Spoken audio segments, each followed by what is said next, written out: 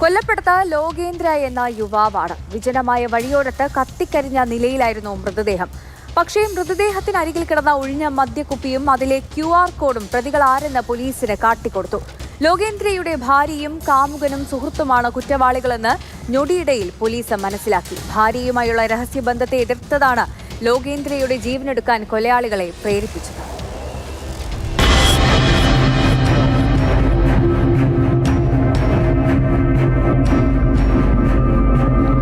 ആഗ്ര സ്വദേശിയായ ലോകേന്ദ്രയെ കൊലപ്പെടുത്തിയ കേസിലാണ് ഇയാളുടെ ഭാര്യയെയും ഇവരുടെ കാമുകനായ മഹേഷിനെയും പോലീസ് അറസ്റ്റ് ചെയ്തത്.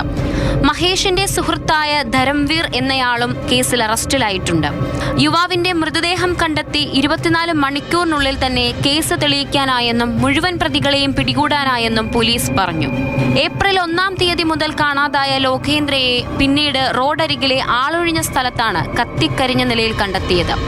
മുഖമുൾപ്പെടെ തിരിച്ചറിയാൻ കഴിയാത്ത രീതിയിൽ കത്തിക്കരിഞ്ഞ നിലയിലായിരുന്നു മൃതദേഹം. മൃതദേഹത്തിന്റെ കയ്യിലുണ്ടായിരുന്ന ടാറ്റുവാണ് ലോകേന്ദ്രയാണ് മരിച്ചതെന്ന് തിരിച്ചറിയാൻ സഹായകമായത്. കയ്യിൽ സ്വന്തം പേര് തന്നെയാണ് ഇയാൾ ടാറ്റു ചെയ്തിരുന്നത്. ഇതിനൊപ്പം ലോകേന്ദ്രയെ കാണാനില്ലെന്ന് സഹോദരനും പരാതി നൽകിയിരുന്നു. തുടർന്ന് സഹോദരനും മൃതദേഹം തിരിച്ചറിഞ്ഞു.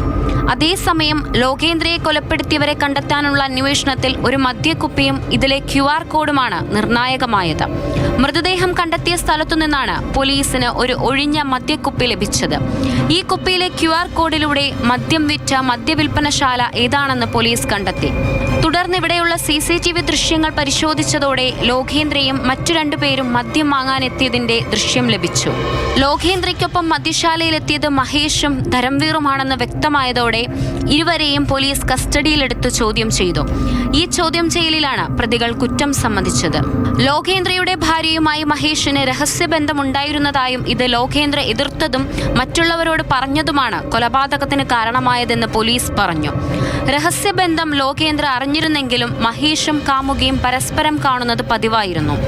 ഇതിനിടെയാണ് ഇരുവരും ചേർന്ന് കൊലപാതകം ആസൂത്രണം ചെയ്തത്. സംഭവ ദിവസം ലോകേന്ദ്ര വീട്ടിൽ നിന്ന് പോയതോടെ ഭാര്യയാണ് മഹേഷിന് വിവരം നൽകിയത്. തുടർന്ന് വഴിയിൽ വെച്ച് മഹേഷും ധരംവീറും ലോകേന്ദ്രയെ മദ്യപിക്കാനായി ക്ഷണിച്ചു. മൂവരും ചേർന്ന് മദ്യം വാങ്ങിയ ശേഷം ആളൊഴിഞ്ഞ കൃഷിയിടത്തിലേക്കാണ് പോയത്.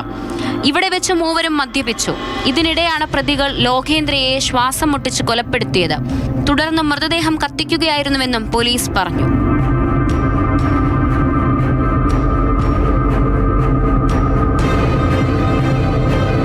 Crime desk, Mathrubhumi news.